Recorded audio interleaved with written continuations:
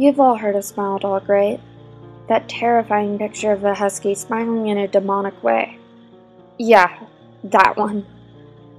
Well, I was looking at internet memes and scary stories a few months ago. I stumbled upon an urban legends video, which I found intriguing. I watched the video, and it told us a few basic facts about spontaneous human combustion and sleep paralysis. The video also contained a couple of screamers to kill the mood a little. The end story was of smile.dog. It simply presented the picture and told the viewer of the legend. I researched it a bit more and found it to be terrifying, but quite cool. I began talking about it to my friends in school the next day. It turned into something of a common interest. Like in a history lesson, our teacher told us that he collapsed on the floor, and my friend leaned towards me and said, "I guess he saw smile.dog," and it would often make us laugh. We then found other stories such as Red Mist or Squidward Suicide and Candle Cove.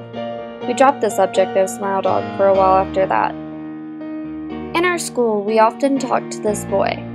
His name was Michael, and he was a strange child. He never spoke to us, and he would often keep to himself. We had no idea where he would be at lunchtime. He wouldn't be hanging out with us, but we found it not to be of our concern. He would often leave lessons early to visit a hospital, as he was a rather sickly child.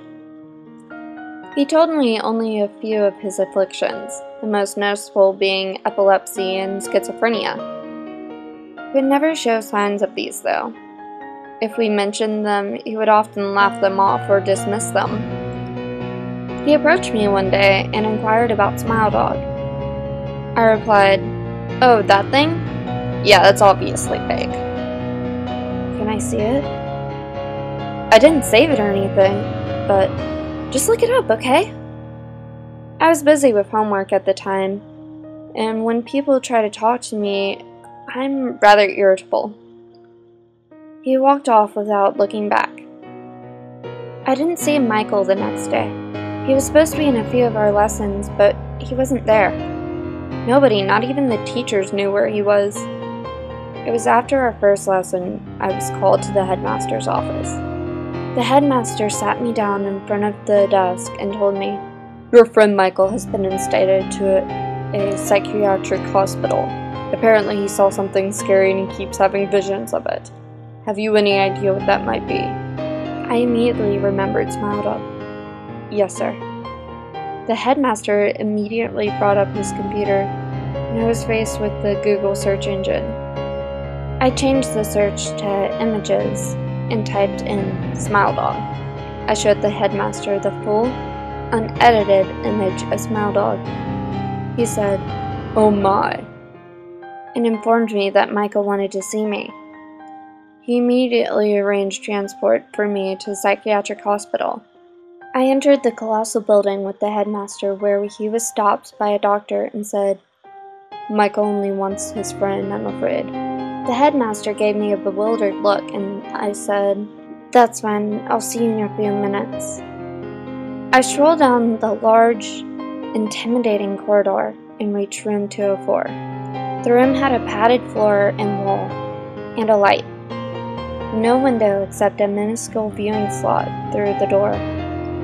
I walked in and almost vomited. Michael was laying face down in the middle of the room, with his hand still gripping tight on his neck. He was dead. There was a hastily scrawled note left next to him. It was for me. "Josh, I saw that smile.dog you showed me. It's everywhere. No matter what we do, it cannot be stopped. It appears even in the brightest moments of your life. It will always be watching, never moving. It will not go away. Why did they put me in this room? Why? I had no escape. No matter how much I kicked off, the doctors would not believe me. This was the only way out.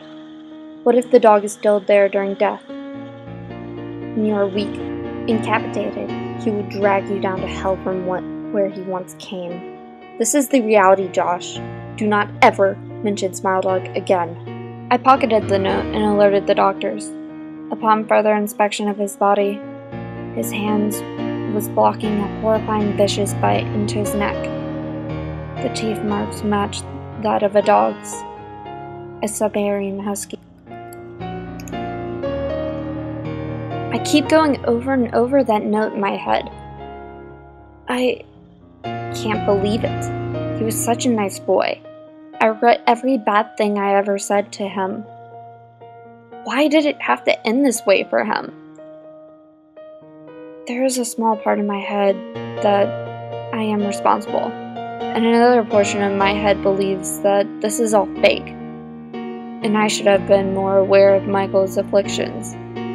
The only trouble is, I'm running out of options to believe here. I didn't know schizophrenia was contagious. I keep seeing that damnable dog in the corner of my eye everywhere I go. It's starting to get on my nerves. Wait a moment. Is that? No. I'm hearing panting and scratching on my door. Let me investigate. I'll be back in a second.